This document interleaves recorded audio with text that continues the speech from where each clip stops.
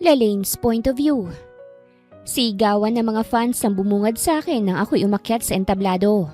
Halos masira ang eardrum ko sa mga tili nila at ang saya na ipinapakita sa kanilang mga mukha ay nagbigay din ng saya sa akin. Ngayon ang fan meeting ko kasama ang ka-love team ko at iba pang cast ng pelikulang The Remarried Wife.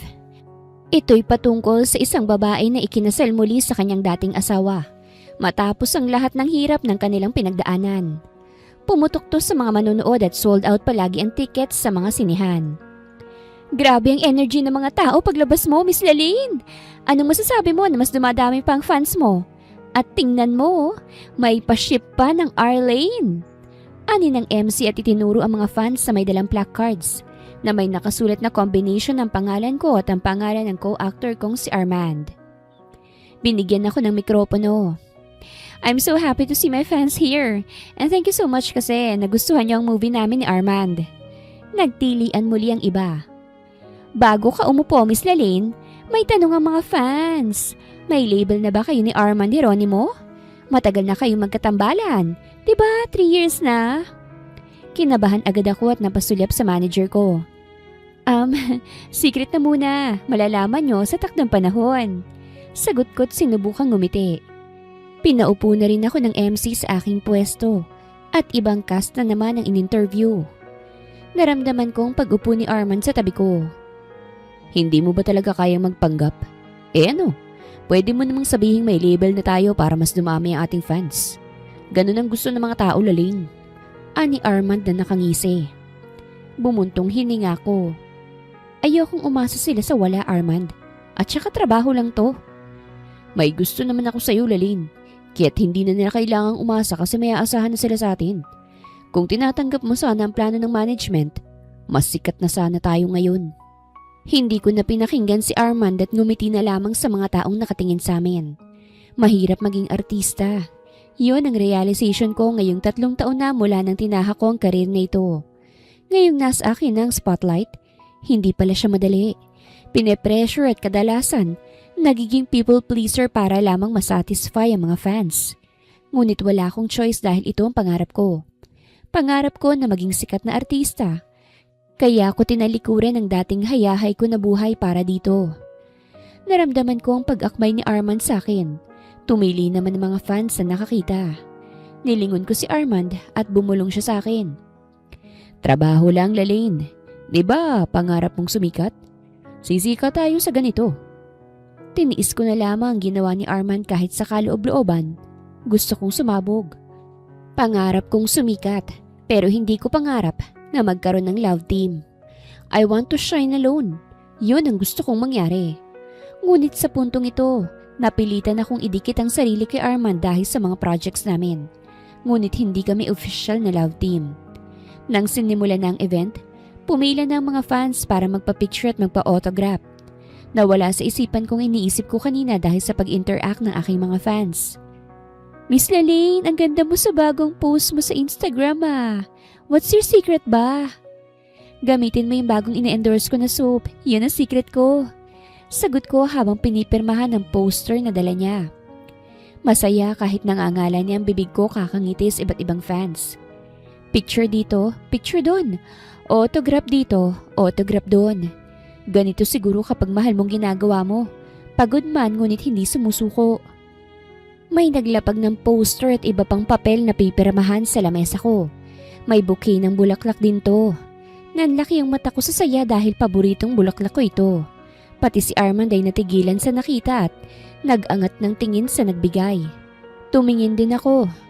Salamat. Hindi ko na ipagpatuloy ang sasabihin ko nang makilala ko kung sinong nasa harapan ko ngayon. Bumilis ang tibok ng puso ko at mahinang napasinghap. Congratulations sa bagong movie mo, Miss Lalane. Anito sa baritonong boses. Nagustuhan kong palabas. Pilit akong ngumiti. Salamat. Hindi ko alam kung titignan ko ba siya. Hindi ko ine-expecto. Matapos naming maghiwalay 3 years ago para sa career ko, nakita ko siyang muli. Mas lalo pa siyang gumwapo kaya't kahit hindi siya artista, napapatingin ang iba sa kanya. Pa-autograph naman ako. Tumango ako saka nanginginig na pinirmahan isa-isang kanya mga dala. Hindi ko na tiningnan kung ano ito dahil sa pagmamadali. Gusto ko na siyang umalis sa harapan ko dahil hindi kumakalma itong puso ko. Thank you. Nagkatinginan kami pagkatapos. You're welcome. Wala na ako sa aking sarili magmula nang makaharap ko siyang muli. Natapos na lang ang fan meeting. Natutulala na lamang ako ng hindi namamalayan. Lalaine! Anong ginagawa niya rito? Kailan pa siya nandito sa Pilipinas? Hoy, Lalaine! Napaigtad ako nang tinapik ng manager ang aking balikat. Nasa backstage na kami at hawak ko pa ang bouquet na binigay sa akin. Are you okay? Kumurap-kurap ako. Oo, ayos lang ako, Maria. Nagbaba siya ng tingin sa aking bouquet. Ang ganda naman ng bulaklak na yan. Sino nagbigay? Si Armand ba? Tilian agad ang aking narinig sa backstage. Si Armand naman na hindi kalayuan sa akin ay napangisi na lamang. Hindi dinideny kahit hindi naman siyang nagbigay. Naku ma'am, hindi. May gwapong fan si Lalaine kanina at ibinigyan sa kanya. Pambubulgar ng isang makeup artist. Pwedeng mag-artista yun kung ire-recruit eh. Nakagat kong ibabang labi ko. Hindi naman papayag si Inigo sa ganun. Ayaw niyang maraming atensyon. Kung bakit nandito siya sa Pilipinas, hindi ko alam. Ang huling balita ko sa kanya may bagong kadate siya sa ibang bansa. How come na nandito siya? At kailan pa? At favorite flower mo pa talaga ha? Ani Maria, pangalan ng manager ko, na may dudang tingin sa akin. Favorite flower mong tulip? Akala ko rosas. Ani Armand at nagtaas na ng kilay sa akin. Marami siyang favorite, Armand. Relax ka lang. Bumuntong hininga ako at saka pumasok na sa dressing room para magbihis. Deserve kong pahinga matapos ang nakakapagod na araw na ito. Kaya uuwi ako sa condo unit ko at magkukulong doon ng ilang araw. Pag uwi ko sa condominium ko, ang una kong ginawa ay i-stalk ang account na Inigo sa Instagram. Nakafollow siya sa akin sa main account ko ngunit ako'y hindi nakafollow sa kanya dahil ayokong magdudang management. Minsan kasi, silang nag-handle ng account ko kaya't gumagawa ko ng isa pang account pang stalk ko sa kanya.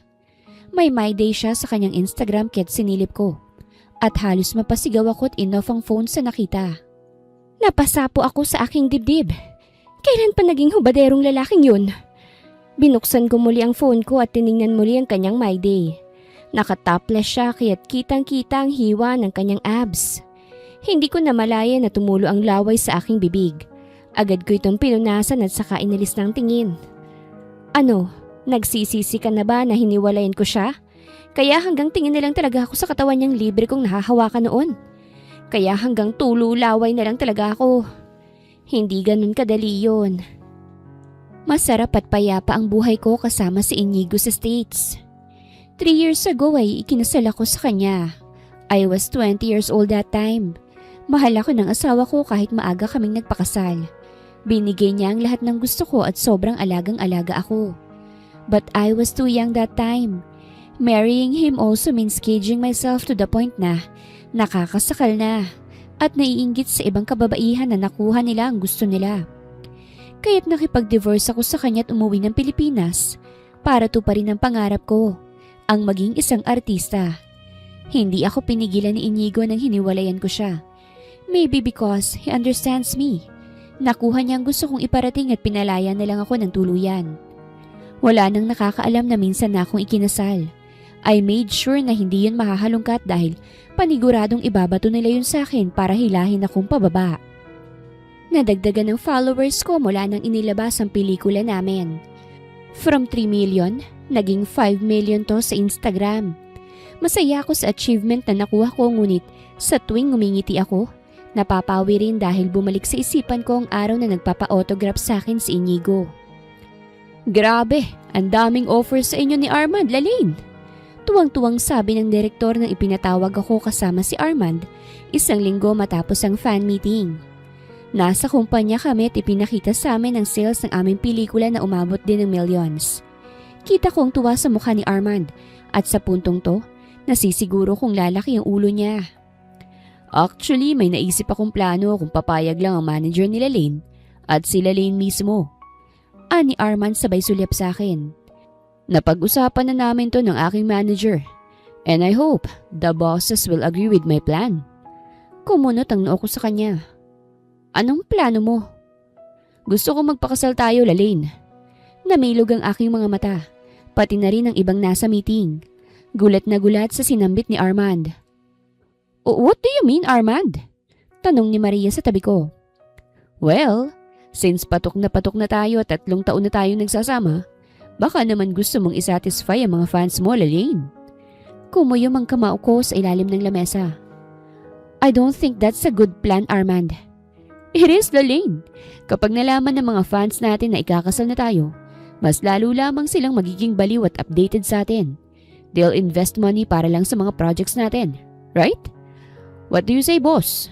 Napatayo na ako. Hindi ganun kadali yung sinasabi mo. Anong tingin mo sa kasal? Laro-laro lang, Armand? Calm down, Lalaine. Ani ng manager ko. Kung makapag-react naman ang alaga mo, Maria, parang naranasan na niyang ikasal. This is just for a show. May hangganan din. Para lang mas bumango ang pangalan ninyo. Napaka-selfish mo rin naman, Lalaine, kung pangalan mo lang babango. Marami kang fans na fans din naman ni Armand. Trabaho lang. Ani ng manager ni Armand. Napaupo ako.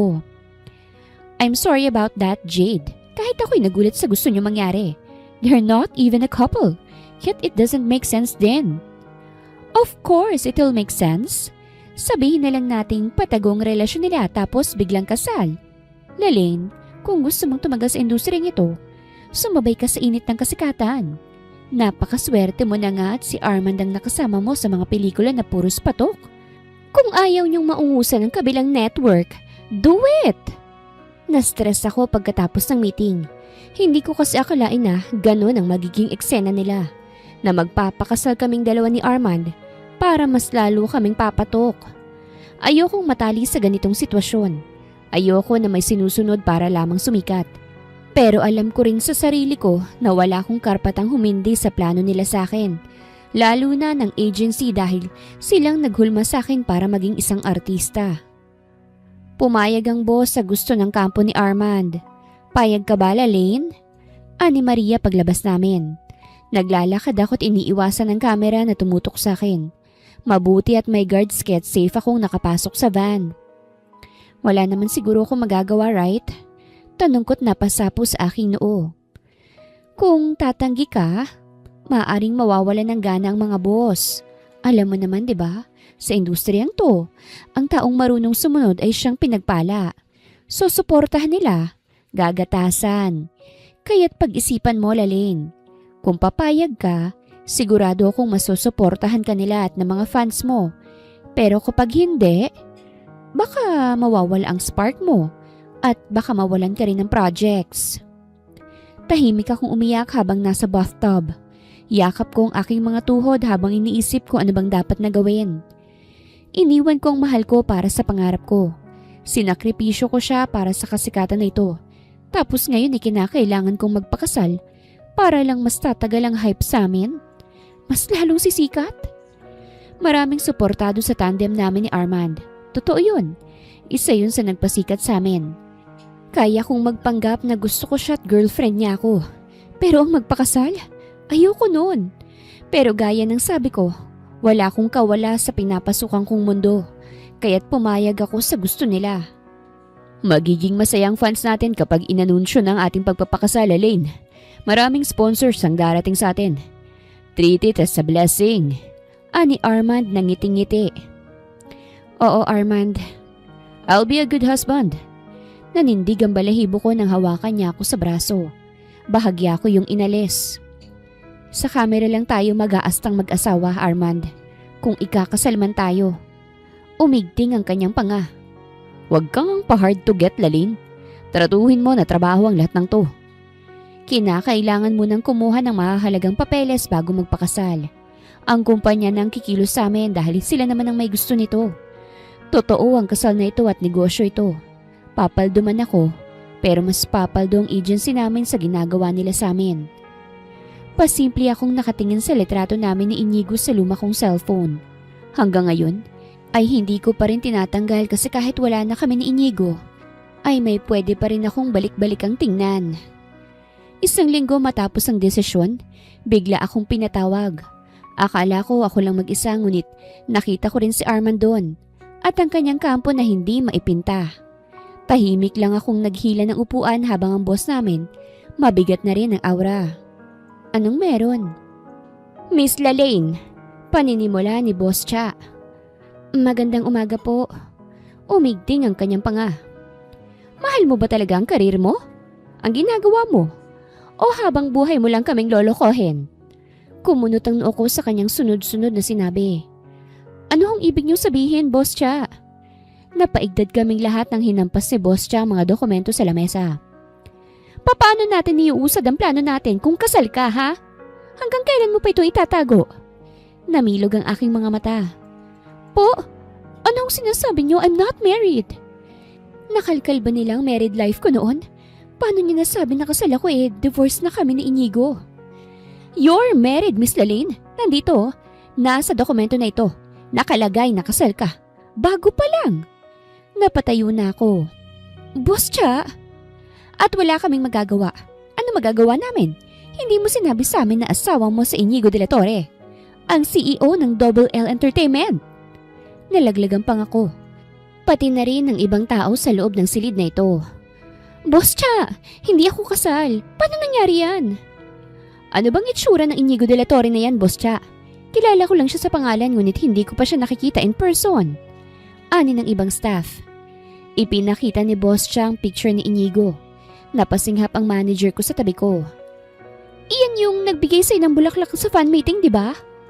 Napatingin ako kay Maria. Ibinalik ko ang pag-iisip ko sa fan meeting na yon. Sigurado ako na wala na kami ni Inigo. Papaanong kasal ulit ako sa kanya? This is insane. Planado ng lahat. Ang daming excited sa plano. Anong gagawin natin ngayon, ha? Kakalabanin natin si De La Torre?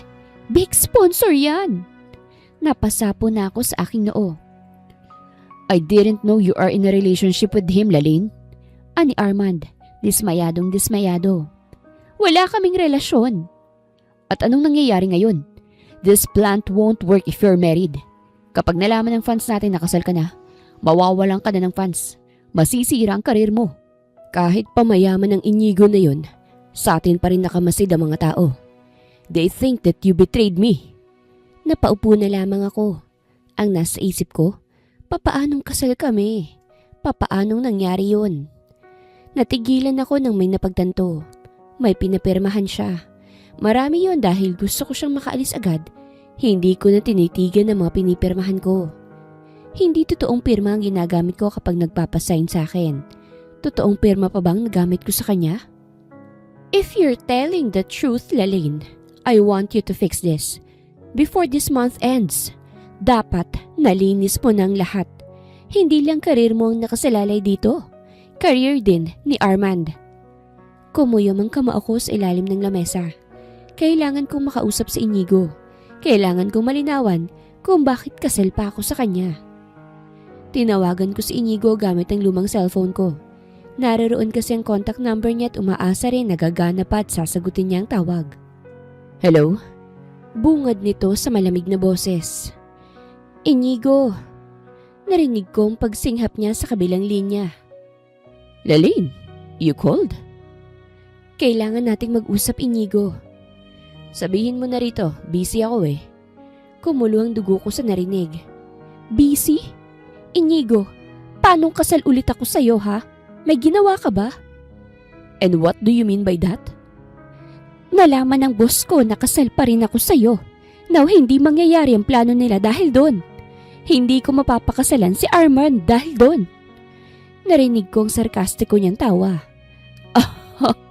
Oh, magpapakasal ka sa ka-love team mo? Ganun na nga, para mas lalo kaming sisikat. Kaya please, kung ikaw man ang may gawa nun, ayusin mo to. Wala na tayo. I moved on and you moved on too. Baby, hindi pa ba sapat ang atensyon ko para maghangad ka pa ng sobrang kasikatan? I gave you 3 years to enjoy your career.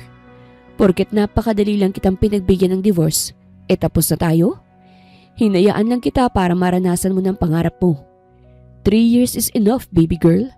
I need my wife now. Namilog ang aking mga mata. So ikaw nga ang may gawa? You signed my autograph. I mean, the marriage contract. Nakarehistro na yon dito sa Pilipinas. Wala ka nang magagawa ron. Bullshit! Mura ko't ibinaba ang tawag. Isang linggo kong hindi nag-update sa social media dahil busy ako sa pag-aayos sa problemang kinakaharap ko ngayon. Nagpunta pa nga ako sa Double L Entertainment para lang makipagkita kay Inigo. Ni hindi ko alam na siya palang may-ari nito. Miss Lalyn, ano ginagawa mo rito? Pa-picture naman po. Ani ng security guard. Pati ang mga empleyadong nakakakita sa akin sa labas ay nagsilapitan. I am here para makausap ang CEO nyo. Is he here? Nandito po siya, Miss Lalyn. Pero may appointment po ba kayo sa kanya? Tanong ng security guard. Wala, pero sabihin mo sa kanyang nandito ako. Habang ginagawa yun ng security guard, panay ang entertain ko sa mga nagpapapicture. Ang iba nagulat. Siguro na intriga dahil may artista sa kabilang entertainment ang nandito. Paniguradong magiging issue na naman to. Miss Lalyn, pasensya na. Sabi ni Sir wala raw siyang kilalang Lalyn Mendoza at hindi ka raw naka-appointment sa kanya. But this is an emergency. Sabihin mo sa kanya na kapag hindi niya ako bababain dito, ipagkakalat kong baby picture niyang kitang kanyang pang-upo. Namilog ang mata ng mga nakaririnig. Ginagalit ako Siya itong nanloko sa akin, ngayon ayaw niya pa akong makita. Tumunog ang phone ko na luma. Tiningnan ko ito at nakita ko na sa Inigo ito. Lumayo ako para sagutin to. Hello? Gagawin mo yon? Ipagkakalat mo? Oo, para mapahiya ka rin. Do it! Ipagkakalat ko rin, nakasel ka sa akin dati. You won't like it, Lalyn. Napapadyak na ako. Bakit mo ba ginagawa to? Bakit ayaw mo na lang akong hayaan? Alam mo ang sagot, Lalyn. Inis kong binaba ang tawag. Wala akong makukuhang sagot sa lalaking ito. Anong gagawin ko? Paano ko to susolusyonan? Hindi pwedeng mawala na lang na parang bulang lahat ng pinaghirapan ko.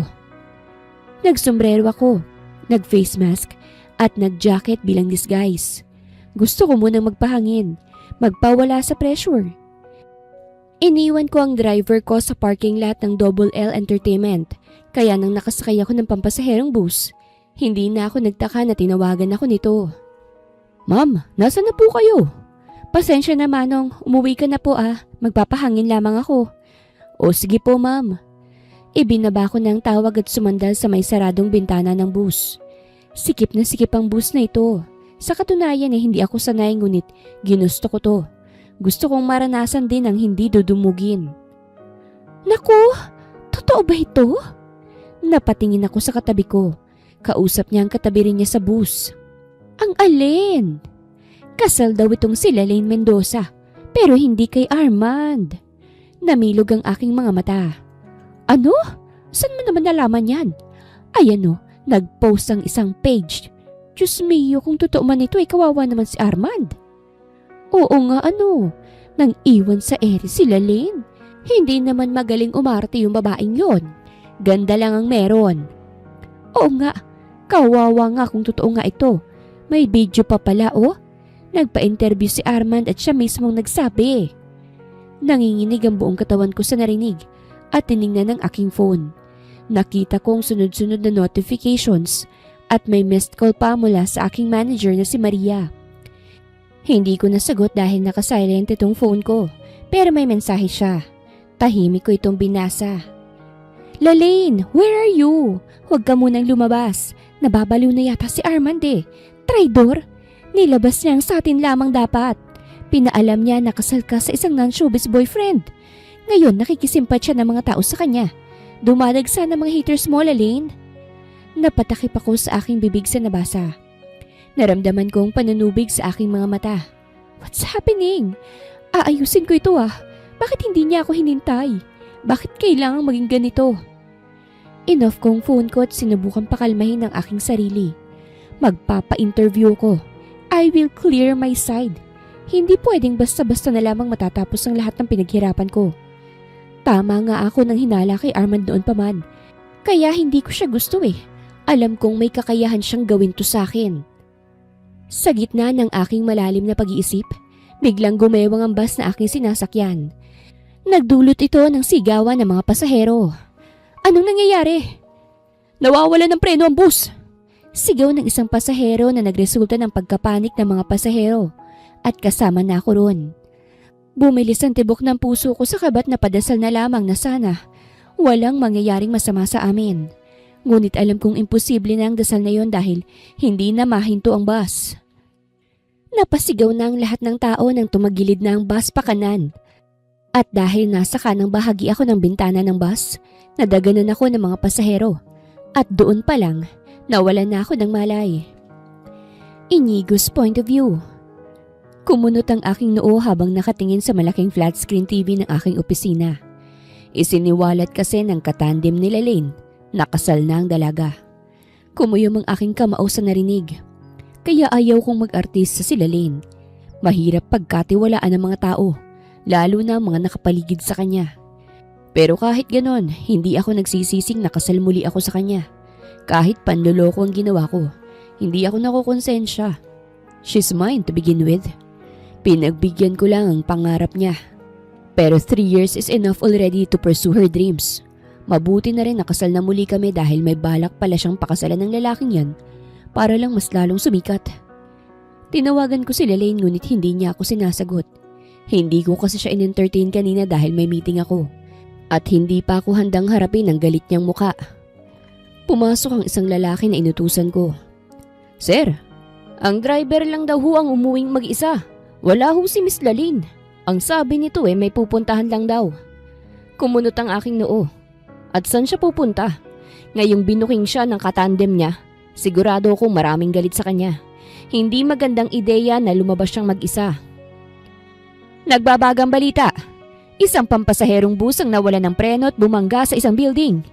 3 na ang kumpirmadong patay at 20 ang sugatan. Isa na sa mga nag-aagaw buhay ay ang sikat na artista at model na sila Lane Mendoza, na isa pala sa mga pasahero. Alamin ang iba pang mga balita at update mamaya. Napatingin ako sa TV nang marinig ang kanyang pangalan. Nakita ko sa live ang pag-rescue ng mga rescuers at ang paglalagay ng isang pamilyar na babae sa ambulansya. Para akong nawala ng hininga sa nakita. Lalaine! Napamura ako sa aking isipan at saka agad lumabas ng opisina. Narinig ko pang pagtawag ng aking sekretarya ngunit hindi ko ito pinakinggan. Konsensya ang una kong naramdaman habang naglalakad palabas ng kumpanya. Iyon ay dahil mas pinili kong magpakatigas kesa ang kitain siya. Ngayon, umalis pala siya at sumakay sa pampublikong bus na nagresulta ng pagkadisgrasya niya. Naging sikat ang aksidente na yon dahil sa presensya ni Lane. Marami ang mga medyang nasa labas ng ospital at halos hindi ako makadaan. Sir Inigo! Nakita ko ng isa sa mga reporters at lumapit sa akin. Hindi ako artista pero marami nang nakakaalam na CEO ako at founder ng isang entertainment na nagpo-produce ng mga artista. I built that company 2 years ago na umuwi ako. Sir Inigo, ano ang ginagawa mo sa ospital na ito? Meron po ba kayong kaanak na kasama sa naaksidente? Nakita ko ang bagong dating na van, agad pinaggaguluhan ng media. Nandito si Armand!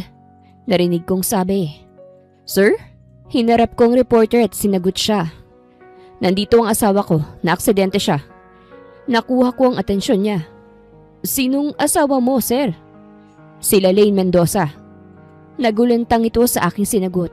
Sinamantala ko ang pagkakataon na yun para makaalis at makapasok na sa ospital. Maraming mga nurses at doktor na nagtatakbuhan. Siguro ay dahil naririto na ang mga nadisgrasya. Paisa-isa kong hinawi ang mga kortina at kadalasan. Minor injuries lamang ang aking nakikita. Desperado ako sa pagkakataon to dahil gusto kong malaman ang kalagayan nila Lane. Diyos ko, kawawa naman. Baka dito na talaga magtatapos ang buhay niya. Sayang at ang bata pa. Oo nga kay gandang artista pa naman. Lumapit ako sa 2 ginang na nag-uusap. Nagulat sila sa presensya ko. Sino hong pinag-uusapan niyo? Nagkatinginan ng 2 bago ako sinagot ng isa. Si Lalaine, yung bida sa remarried wife. Nag-aagaw buhay May itinuro siya. Ginagawa na ng mga doktor at nurses ang lahat. Mabilis kong nilingon ang kanilang itinuro. 1, 2, 3. Compression ongoing. Namilog ang mata ko at mabilis na lumapit doon kaso hinarangan ako. What's happening? Sinilip ko si Lalaine at nakita ko na duguan siya at walang malay. Sir, you need to step back po muna. Critical pong pasyente. Wala pa ring pulse. Kailangan nating i-intubate.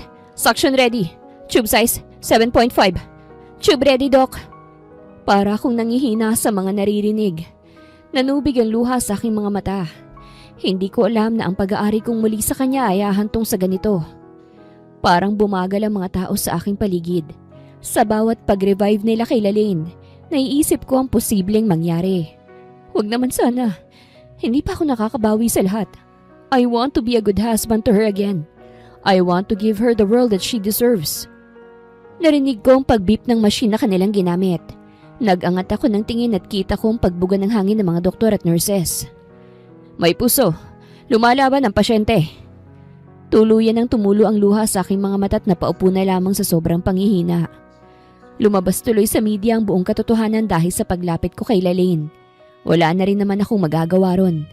Alam kong magagalit lalo si Lalaine sa akin pero masama bang makasama ko siyang muli? 3 taon akong naghintay bago muling mailagay ang apelido ko sa kanya. Bumukas ang pinto ng kwarto at nakita ko ron ng mga artistang katrabaho ni Lalaine. Natigilan sila sa pagpasok nang makita ko. Napatayo ako mula sa aking kinauupuan. Mr. De La Torre. Unang pumasok ang manager ni Lalaine, pero sa likod niya, nakita ko si Armand. Mabilis akong lumapit at napasigaw sila nang kwelyuhan ko ang artista nila. Sir! Masaya ka na ha? Sira na ang karir ni Lalaine. Naaksidente pa siya. Mukhang sobrang mahal mong karir mo, Mr. Armand ah. Nagtangis ang kanyang bagang sa sinabi ko. Hindi to mangyayari kung hindi dahil sa'yo. Hindi ko alam kung anong ginawa mo para maging kasal si Lalaine sa'yo. I am certain na hindi ka niya kilala. Isa ka lang sa mga obsessed fans niya. You're the one who is obsessed of fame here. Mabuti na rin nakasal siya muli sa akin kesa maikasal sa'yo para lang sa mas lalong sumikat ka. Namilog ang kanyang mga mata. Muli? Binitawan ko siya. Oo, muli. Ipagkalat mo ah. Sabihin mo sa media na kasal na dati si Lalaine sa akin. Naghiwalay lang kami kasi gusto niyang mag-artista. Tell them, Mr. Armand. Para mas lalo kang kaawaan ng mga tao at mapupunta sa'yo lahat ng simpatya. Ang manager lang hinayaan kong makalapit kay Lalaine. Ang Armand na yun ay pinalabas ko at sinigurado ko na hindi siya makakalapit sa asawa ko. Hindi pa rin nagigising si Lalaine, kaya't ako na rin ang kumilos sa lahat. Ang naglinis sa pangalan niya at ang nagtapos sa kontrata niya sa kumpanya na yon. Alam kong magagalit siya pero gusto ko siyang bumalik na sa akin at maging normal muli na mag-asawa. Kaya naman habang wala siyang malay, dinala ko si Lalaine sa isang maliit na isla na ako na ang nagmamay-ari. Gusto kong gumaling siya na kasama ko, kaya't ilalayo ko siya sa lahat. Lalaine's point of view. Nagmulat ako ng aking mga mata. Ang unang bumungad sa akin ay ang kulay kayomangging kisame. At mula rito, naririnig ko ang hampas ng alon. Nasaan ako? At buhay pa ako? Nagbaba ako ng tingin sa aking sarili. Iba na ang aking damit at may dextrose na sa aking kamay. Wala ako sa ospital at mas lalong wala ako sa condo unit ko. Pero nasan ako? Sinubukan kong ibangon ng aking sarili ngunit tila walang enerhiya ang aking katawan. Hindi ko maiangat ang sarili ko. Bumukas ang pinto ng kwarto at iniluwa roon ng isang kasambahay na may dalang walis. Hindi niya napansin ang paggising ko dahil diretsyo siya sa kanyang ginagawa. Kung ang kalabasa ay nakakalinaw ng mata, bakit hindi ka marunong magbasa? Nagulat ako sa biglaang pagtula niya. Ate, mahina ang lumabas sa boses ko. Kung ang talong ay purple, nga nung wala kay purol. Natawa pa siyang mag-isa sa sinabi niya na hindi ko naman maintindihan. Ate, Ate! Lumakas na ang boses ko kaya't natigilan siya at napatingin sa akin. Nabitawan niya ang walis niya at nang makita kong dilat na dilat, Diyos ko! Gising ka na! Teka, tatawagin ko lang si Sir ha! Mabilis na umalis ang babae sa kwarto. Naiwan tuloy ako na takang-taka. Sir? Kaninong bahay ba ito't ang presko? Nang lumingon ako sa bintana, hindi building ang nakikita ko, kung hindi magandang panahon. Hanggang ngayon ay rinig ko pa rin ang hampas ng alon. Bumalik si ate ngunit hindi siya mag-isa. Sa likod niya, Nakita kong lalaking nagpatigil halos sa aking paghinga. Inigo?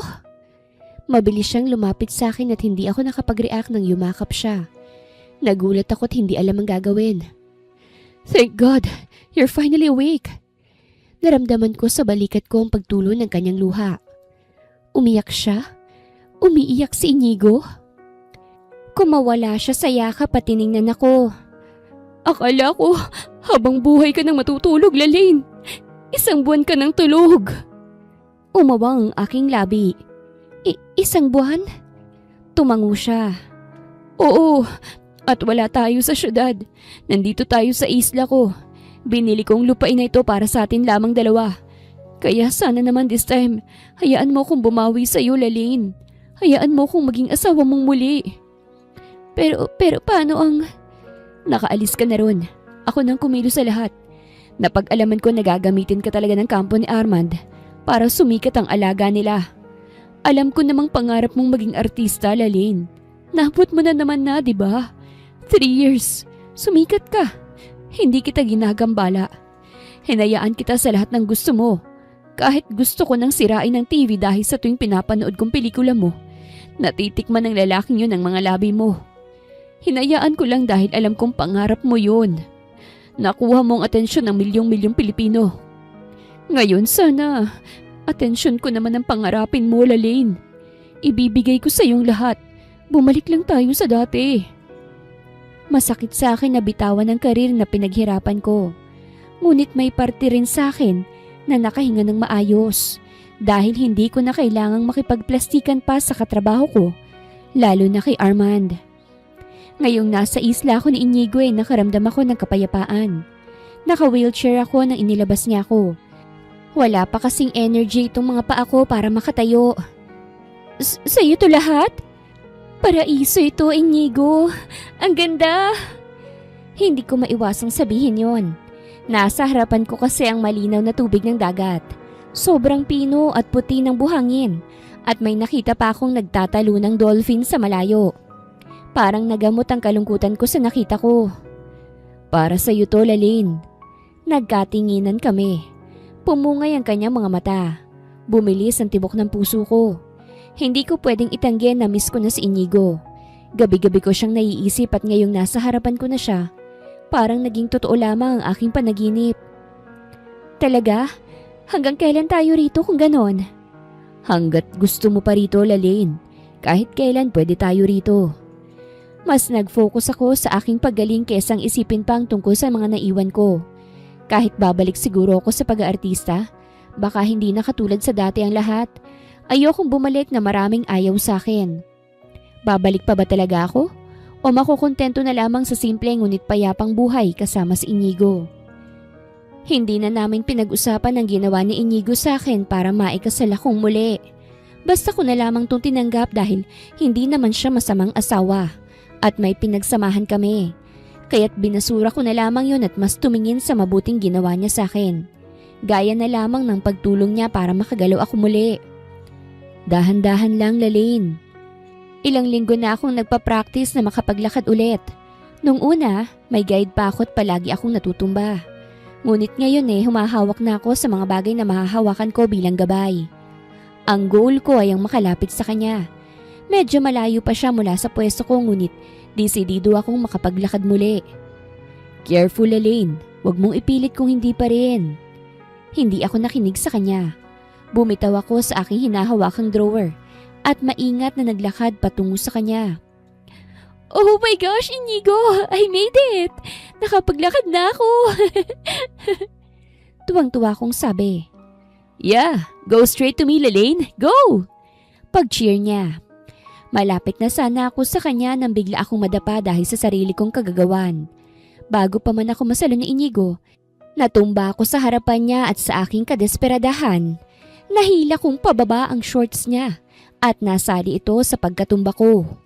Napapikit ako dahil sa sakit na naramdaman ngunit nang nagmulat ako, paa ni Inigo ang bumungad sa akin at shorts na suot niya na nasa paanan niya.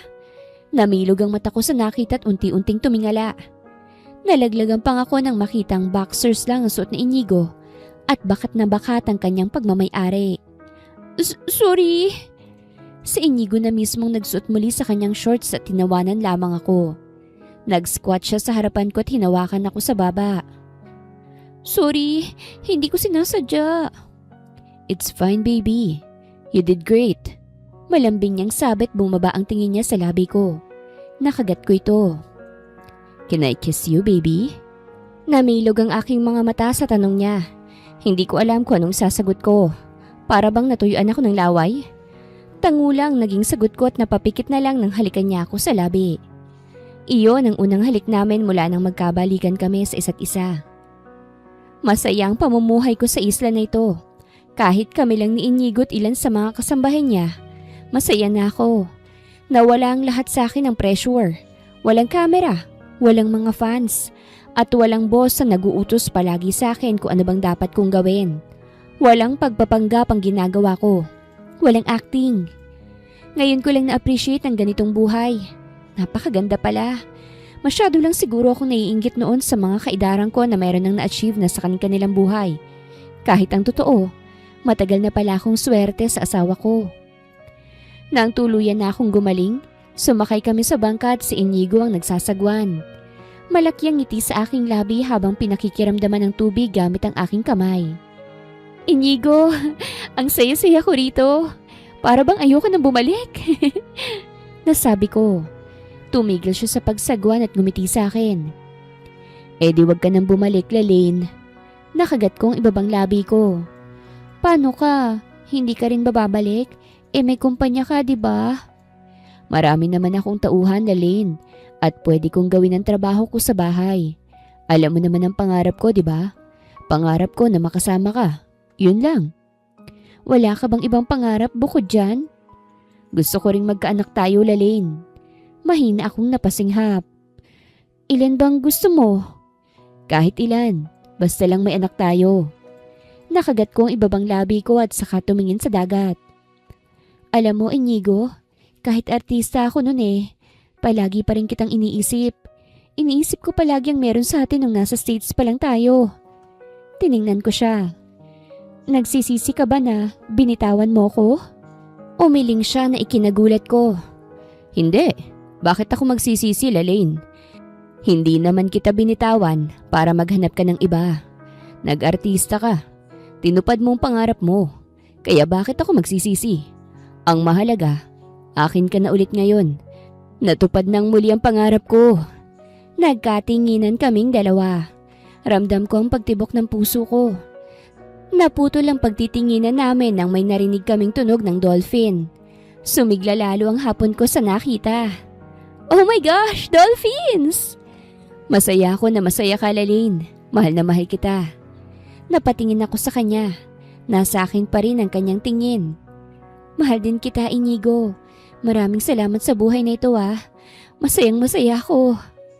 Gumalaw ng konti ang bangka dahil sa paglipat ni Inigo. Lumapit siya sa akin at hinawakan niya ako sa balikat. Wala nang salita dahil emosyon ang nagsilbing gabay sa gusto naming iparating. Ako na mismong lumapit sa kanya at hinalikan siya sa labi. Hinapit niya ako sa bewang kaya't napaupo ako sa kanyang hita. Patuloy lang ang aming halikan. Hindi na binabahala mga nasa paligid namin na puro tubig. Basta't maipadama lamang namin ang aming nararamdaman sa isa't isa. Hindi naman natapos doon ang aming halikan. Nang umuwi kami pinagpatuloy namin ang aming halikan at mas lalo iyong lumalim. Sa kwarto ko, hiniga niya ako sa kama at dinaganan para muling halikan. Hubad na ang kanyang ibabaw na katawan kaya't dinama ko ang init nito. Handa ka na bang bumuo ng pamilya? Bulong ni Inigo sa aking tenga. Sabihin mo sa akin.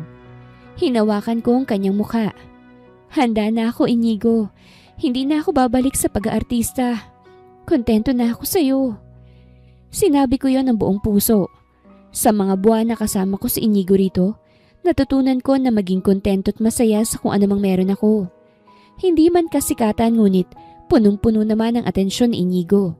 At doon, masasabi kong handa na ako sa bagong tatahakin kong mundo. Inigo's point of view.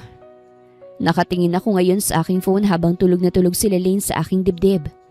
Umagang-umaga na ngunit narito pa rin kami sa aming kama. Walang planong bumangon. Hinahaplos ko ng paulit-ulit ang buhok ni Lane habang tinitingnan ang newsfeed ng aking socials. I-off ko na sana ito nang biglang dumaan sa newsfeed ko ang isang video ng artistang si Armand na dinudumog ngayon ng media. Kumunot ang noo ko at natigil sa paghaplos kay Lane. Armand, bakit ka po magbe-break sa pag-aartista? At ano hong dahilan? Isa ba sa dahilan ay ang biglaang pagtigil ng iyong katandem na si Lane Mendoza? Marami ang nalungkot sa inanunsyo nyo sa social media, sir. Ano hubang masasabi nyo ron? Totoo hubang maraming brands and endorsements ang nag-pull out matapos mawala ni Miss Lane? Napapikit na ang artistang si Armand dahil sa mga click ng kamera. Ngunit hindi naman siya nairita. Sinagot niya ang mga tanong. Kinakailangan ko munang hanapin ang aking sarili. This past few months, hindi naging madali sa akin. Lalo na ang biglaang kong pagkawala sa isang teleseryeng kinabibilangan ko sana. Hindi na sana ako magsasalita ngunit malaking impact ang katrayduran na ginawa sa akin ni Lane Mendoza. Sinisisi ko siya sa biglaang kong pagkawala ng mga oportunidad dahil isa siyang traidor. Umigting ang aking panga sa narinig. Baka sakali hong napapanood niya ito, sir. Ano bang mensahe mo sa kanya? Tumingin si Armand sa kamera. Hindi pa tayo tapos, Lane. Sisiguraduhin kong babalik sa dati ang lahat. Hindi ko maiwasang kilabutan sa aking narinig. Inoff ko ito nang mabilis nang gumalaw si Lane sa kanyang pwesto. Nilapag ko ang phone ko sa side table at tiningnan siya na bagong gising. Good morning. Ngumiti siya. Good morning, baby. Hinaplos ko ang kanyang pisngi. Gutom ka na ba? Paglulutuan kita. Tumango siya. Gutom na gutom. Binuhat ko si Lane patungo sa kusina at siyang naging audience ko para sa pagluluto. Siya rin ang taga-tikim. Ang sarap! Hanggang ngayon magaling ka pa rin talagang magluto. Puri niya sa akin. Excited na excited siya nang mailapag ko sa lamesa ang aking niluluto. Natatakam na tuloy ako. Tingin ko mauubos ko yan lahat. Wika niya sa akin. Nang nailapag ko na ang niluto kong pagkain, ay saka na kami kumain. Minsan sinusubuan ko siya't nagtatawanan sa mga kwento na bigla na lamang lumalabas sa aming mga bibig. Masaya ako na masaya si Lane sa piling ko, kaya't hindi ko hahayaan na mawasak ang ngiti na yon. Kaya habang masaya ang aming pamumuhay, palihim ko ring dinodoble ang aming seguridad, lalo na nang napanood ko ang video ni Armand. Hindi ko alam kung anong ibig sabihin ng kanyang mensahe sa asawa ko, pero nababahala ako. Sakim sa kasikatan ng lalaking yun kaya't baka hindi niya natanggap na wala na siyang project dahil sa biglaang pagtigil ni Lane. Nagkabalikan na pala kayo ng asawa mo? Masayang wika ni Mama sa Skype. Nasa sala kami ni Lane at kausap namin through video call ang aking mama na nasa States. Hello po, Mama. Ani Lane. Ang ganda-ganda mo, Lane. Fan na fan mo ko sa mga pelikula mo eh. Ang galing-galing mong umarte. Namula ang mukha ni Lane. Salamat po, Mama. Nanonood po pala kayo. Abay, of course. Nang malaman ko nga na nag-divorce kayo ng aking anak para sa pangarap mo, hindi ako nagalit, Iha. Naiintindihan kita. Masyado rin kasing maaga para mag-asawa. Masaya akong nagkabalikan na kayo. Kailan ang uwi nyo rito, ha? Sayang naman ang bahay nyo rito. Walang nakatira. Pagpaplanuhan pa namin yan, Mama. Maayos pa naman ang buhay namin dito sa isla. Ani ko. Sana magkaapo na ako, ha? Yun na lang ang regalo nyo sa akin para sa birthday ko. Darating din po tayo dyan, Mama. Sila Lane ang nagsalita. Ay, sa'yo na nanggaling yan, Iha, ha? Aasahan ko yan. Close si Mama at sila Lane. Kaya't nang nalaman ni Mamang nag-divorce kami, umiyak siya noon. Ngunit agad rin niyang naintindihan na para lamang to sa kagustuhang maabot nila Lane ng kanyang pangarap. Ulila sila Lane at nang makilala ko siya noon sa simbahan sa Pilipinas, na-inlove agad ako at diretsahang inalok ng kasal. Hindi ko alam kung ano bang nasa isip ko noon. Hindi ko man lang siya ginawang girlfriend. Diretso asawa agad sa ibang bansa. Masayang buhay namin sa States. Siguro, nasakal lang sila Lane sa akin at nainggit-get na watak kami. Ngayong nasa piling ko na siya, hindi ko ipararamdam sa kanya na ikinukulong ko siya. Bibigyan at bibigyan ko pa rin siya ng kalayaan, basta lang ay asawa niya pa rin ako. Magandang araw mga viewers! Ang kwentong ito ay hatid ng Love Series TV. Salamat sa pakikinig! Nagising ako ng umagang-umaga nang marinig ko ang tunog na yon. Nang tingnan ko ang orasan, 6:00 pa lang ng umaga. Tunog yun ng pagduduwal at nang tingnan ko ang aking tabi, wala si Lalaine doon. Nag-alala ako at bumangon para magtungo sa banyo. Nakita kong naiiyak na si Lalaine habang sinusuka sa lababo ang lahat. Namutla ako sa aking nakita. Matapos sumuka ni Lalaine, naghilamo siya sa kanyang sarili at nang tumingin sa salamin, natigilan siya na makita ko. Inigo, are you okay? Tumango siya. Oo, nasusuka lang ako. May nakain ka bang masama? Hinawakan ko siya sa balikat at sabay kaming lumabas ng banyo. Umiling siya. Wala naman pero nasusuka lang talaga ako. Napatingin ako sa kanya. Hindi ka ba buntis? Natigilan siya, tiningnan ako. Ha? Baka buntis ka. Conclude ko. Bakit mo naman nasabi yun?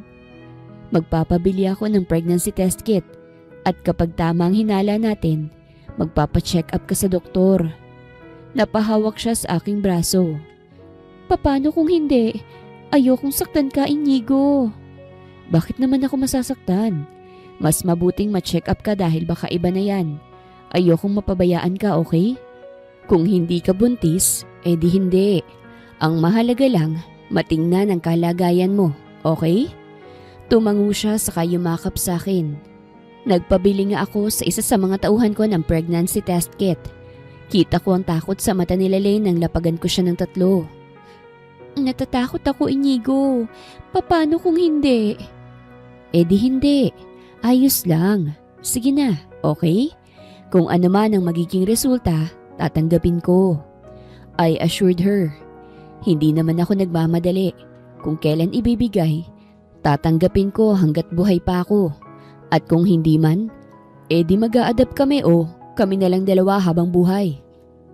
Nag-test na nga si Lalaine. 3 ang kanyang ginamit. At habang naghihintay ako, hindi ko rin maiwasang kabahan. Paano kung iba palang dahilan kaya siya nagsusuka? Ayoko naman na magkasakit si Lalaine. Ayokong mahirapan siya. Narinig ko ang pagtili niya sa loob ng banyo kahit diretsyo akong pumasok doon. Lalaine! Umiiyak na siya ngayon habang hawak-hawak ang pregnancy test. Lumuluha siya ngunit nakangiti. Bakit? Buntis ako, Inigo. Positive! Really? Oo, magiging mommy na ako.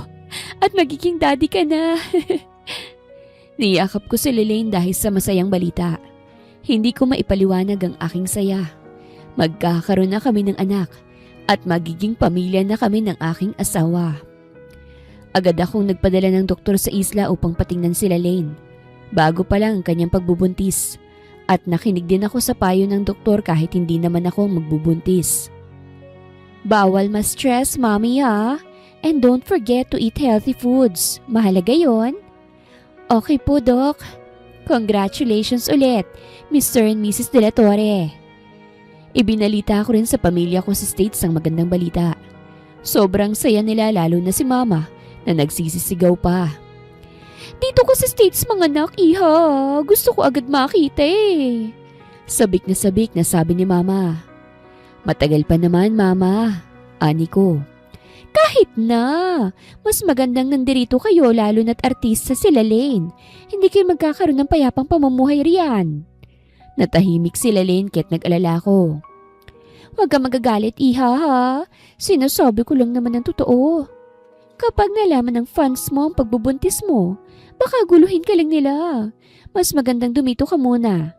Payapa rito at nandito kami para sa inyo.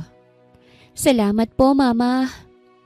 Lalaine, tama ang mama mo, Inigo. Buntis ako at ayokong magulo ang kalalakihan ng magiging baby natin.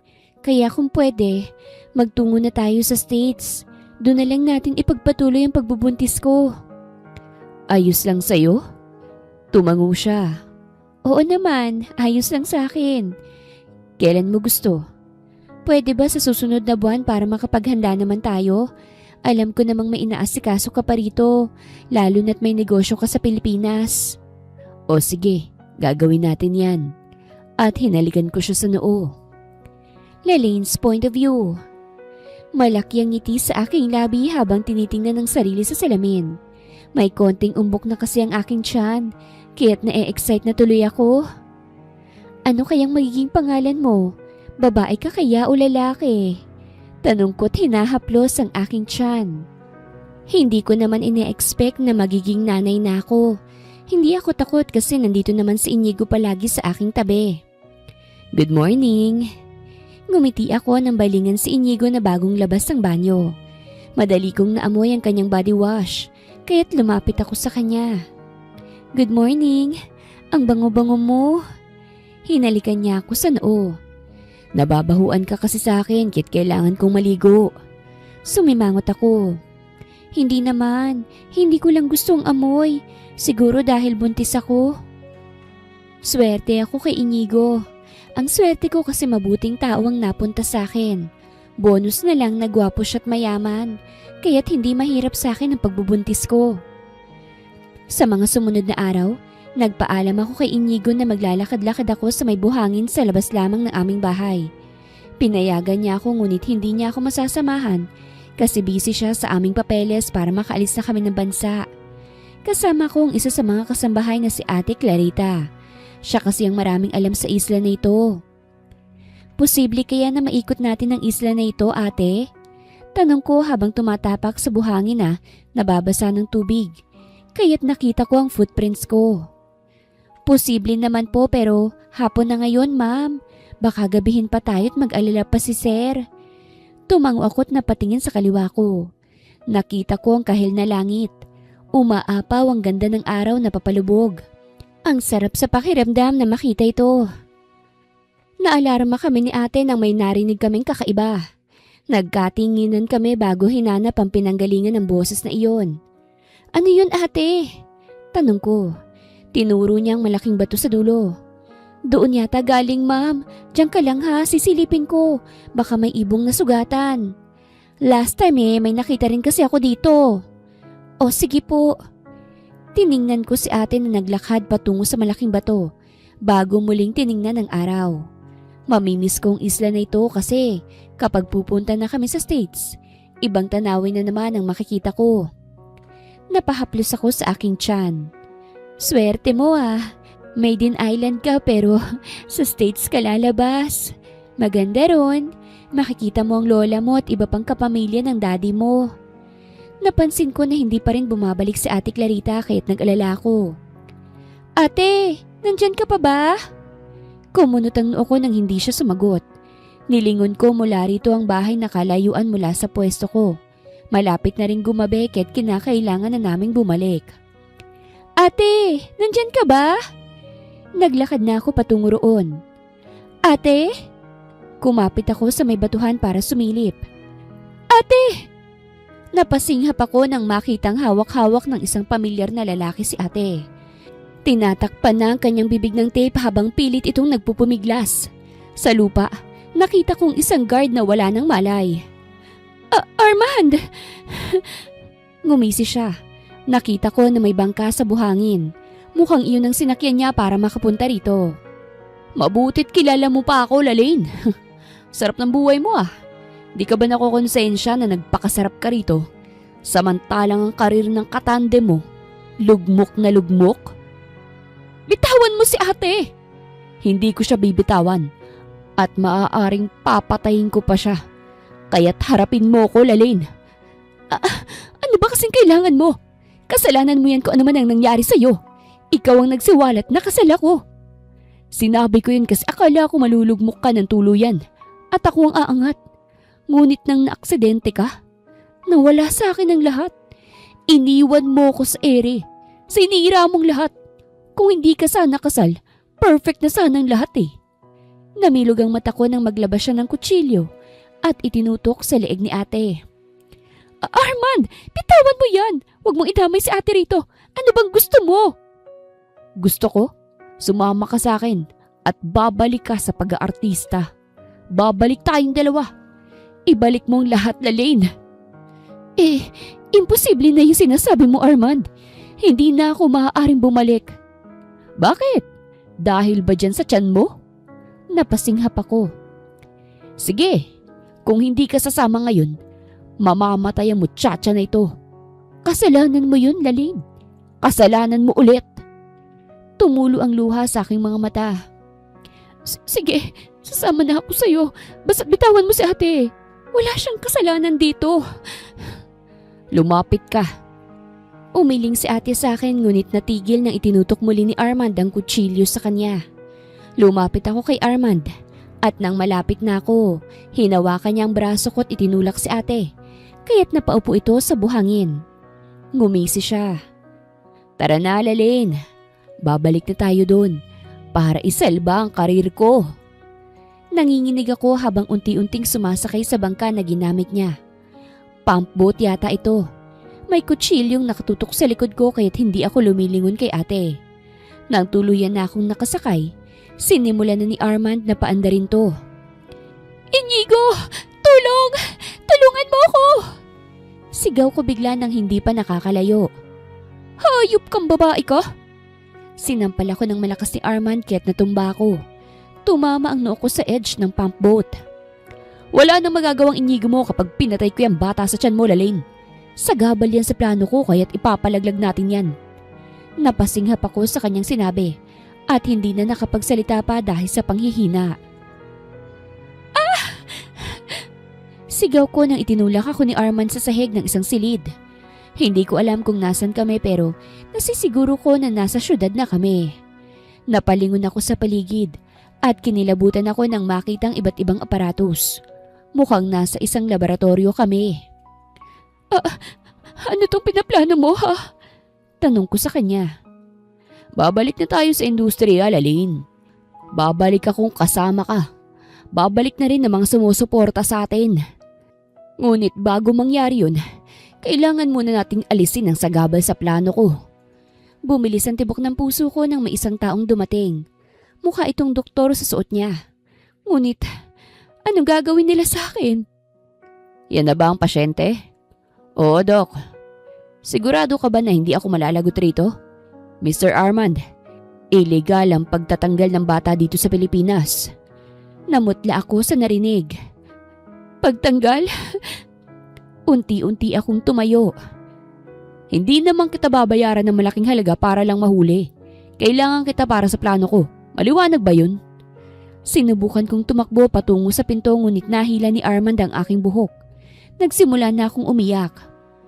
At saan ka pupunta, ha? Sigurado ka bang makakatakas ka sa ginagawa mo, ha? Bitawan mo ko! Demonyo ka! Sisikat ka kung sa impyerno ka mapupunta, hayop ka! Sigaw ko habang umiiyak. Hinawakan niya ang pagmumukha ko. Hindi naman sana tayo hahantong sa ganito kung hindi ka lang ganyan, Lalin. Pero ikaw ang dahilan kung bakit nasira ang karir ko. Alam mo kung bakit? Nang bigla kang nawala sa showbiz, nawala na rin ako ng endorsers at na-kick out pa sa isang upcoming project. Nagalit pa ang pamilya ko dahil sa nangyari sa akin kaya tinakwil nila ako. Kasi wala na akong silbi. Hindi na ako sikat. Kaya kasalanan mong lahat ng to. At gusto ko, ibalik mong lahat sa dati. Kaya sumunod ka na lang. Umiiyak ako habang hinihila niya ako. Binuhat niya ako at patapo na nilapag sa isang kama. Simulan mo ng trabaho mo, Dok. Wag! Wag! Sinubukan kong bumangon pero sinampal muli ako ni Armand. Nanghina ako sa kanyang ginawa. Hindi ko akalain na ganitong klaseng tao pala siya. Ang baboy niya. Hindi ko siya mapapatawad. Simulan mo na, Dok, hanggat mahina pa yan. Hindi ko na yan sasampalin pa dahil baka masira magandang mukha niyan eh. Kailangan niya yan. Nakita ko sa side table ang isang syringe. Bumilis ang paghinga ko at tiningnan ng doktor na nagsisimula nang lumapit sa akin. Agad kong inabot ang syringe na yon at itinusok sa balikat ng doktor. Ah! Napaatras siya sa ginawa ko kaya't alertong napatingin sa gawin namin si Armand. Inabot kong muli ang lampshade at itinapon ko naman to sa kanya. Nakailag siya kaya't kinuha ko rin ang makakaya kong pulutin para lamang maiba to sa kanya. Lumayo ka sa akin! Lumayo ka! Sigaw ko't nang nakitang isang kutsilyo. Mabilis ko yung kinuha at itinutok sa kanya. Natigilan siya. Sige, subukan mong lumapit. Itinutok ko sa pagmumukha kong kutsilyo. Nataranta naman siya. Ibaba mo yan, Lalene. Wag mong gagawin yan sa mukha mo. At bakit hindi? Katawan ko to. Mukha ko to. Kaya't pwede kong gawin ang gusto ko. Hindi mo ba alam kung ilang milyon ang kikitain mo sa mukha mo? May pangretoke ka naman yata eh. Afford mo ang ipatanggal ang anak ko eh. Baka maibabalik mo rin ang pagmumukha ko. Akmang susugatan ko na sana ang mukha ko nang bumukas ang pinto at pumasok ang mga pulis. Namilog ang mata ko at nabitawan ng kutsilyo. Si Armand naman ay nagulantang at agad na nagtaas ng kamay. Sir, anong ibig sabihin nito? Sunod na pumasok sa pinto si Inigo. May hinahanap siya at nang makita ko ay dumiretso siya sa akin. Lalene! Nanghina ako nang nasa bisig niya na ako. Hinaplos niya ang aking mukha. I'm sorry. Umiling ako. Wala kang dapat ikahingi ng sorry. Ako dapat kasi sumama ako sa kanya eh. Huwag mong sabihin yan. Pasensya na't pumasok ako sa mundong to. Iniwan kita noon para sa pangarap na ito na muntik nang pumatay sa baby natin. Don't say that. I'm here. I'm here. Niyakap ako ni Inigo bago kami lumabas sa silid. Dinala ko sa ospital upang matignan ang kalagayan ko. Ginamot din nilang sugat sa mukha ko na natamo ko sa mga sampal ni Armand. Nakakulong si Armand ngayon dahil sa pagkidnap sa akin. Pero bukod doon, may iba rin siyang kasong kinakaharap. Gumagamit ng droga si Armand at may ebidensya sa condo unit niya. Wala namang nangyaring masama kay baby. At pati ang guard na nawala ng malay sa isla. Okay na raw, sabi ni Inigo. Pupunta na tayo sa States. Maayos na mga papeles.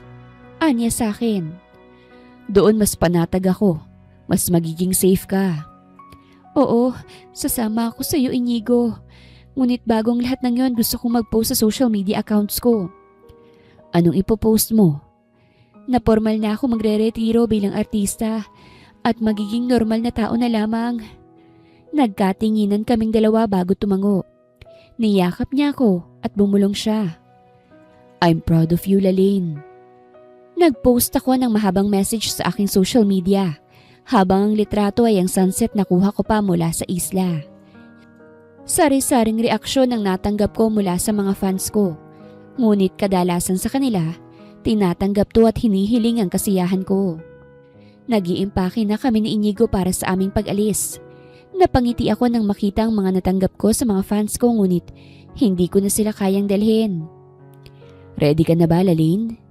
Yumakap sa akin si Inigo mula sa aking likuran. Ready na ako, Inigo. Hinalikan niya ako sa pisngi. Let's go. Malilate na tayo sa flight. Sobrang gaan sa pakiramdam na aalis ako sa bansang to nang walang pagsisisi. Wala akong naiwan at formal din akong nakapagpaalam sa mga taong sumusuporta sa akin. Parang pelikula ko lang ang sarili kong buhay. Parang ako lang si Sanya, ang pangalan ng bida na ginagampanan ko. Naghiwalay sila ng kanyang asawa ngunit bumalik pa rin sa kanya. Magkahawak kamay kami ni Inigo nang nasa airport na kami. Ngunit natigilan ako nang makita ko ang mga banners. We love you, Lalene! Hindi naman sila nakadisturbo sa ibang tao. Naroroon lang sila't kumakaway at may ngiti sa mga labi. Inigo, gusto ko sana silang puntahan. Okay lang ba? Tumango siya't binitawan ako. Lumapit ako sa kanila. Nagtilian ang iba sa paglapit ko. May guard agad na humarang para hindi sila pumunta sa akin. Maraming salamat sa pagsuporta sa akin. Kung hindi dahil sa inyo, hindi ko matutupad ang pangarap ko na maging sikat na artista. Kahit saglit lang ako sa industriya marami akong memoryang dadalhin kung saan man ako pupunta. Hindi ko makakalimutan ang journey na ito. Maraming salamat sa inyo. Nagbawa ko sa kanila at inayos ko ang aking tayo at kumaway na ako. Mahal ka namin, Miss Lalene. Hiling namin ang kasiyahan mo. Oo nga, Miss Lalene. Sana mag-update ka pa rin sa social media mo kahit hindi ka na artista. Mag-aabang kami palagi. Natawa ko. Sige, gagawin ko yan. Hindi napawi ang ngiti sa aking labi hanggang sa nakasakay na ako ng eroplano. Natupad ko na ang pangarap ko kaya't ibang pangarap na naman ang tutuparin ko. At iyon ay ang maging asawa at ina ng magiging anak namin ni Inigo. Pagdating namin sa States, sinalubong kami ng pamilya ng aking asawa. Sobrang saya ko nang naramdaman ko ang kanilang pag-welcome sa akin na kahit lumaki akong ulila, nasisiguro akong hindi ako mamamatay na ulila kasi may sariling pamilya na ako. At nang lumipas ang 1 taon, masaya kong ibinahagi sa aking mga social media accounts ang litrato ng aming unang anak na ilang months pa lang sa mundong ito na may caption pa na, "My own Sanya de la Torre." Wakas!